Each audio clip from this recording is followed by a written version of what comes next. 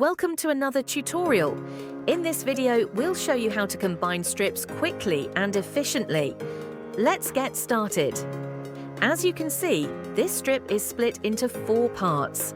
Now let's combine them. Right-click on a strip and select Combine Strips. You'll see 3 options. Combine Next Previous Strip. This will merges all strips with the same sales order number. Combine Next merges the strip with the one next to it. Combine Previous merges the strip with the one before it.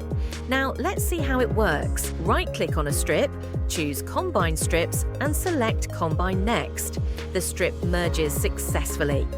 Next, right-click on another strip and select Combine Previous. The previous strip is now merged.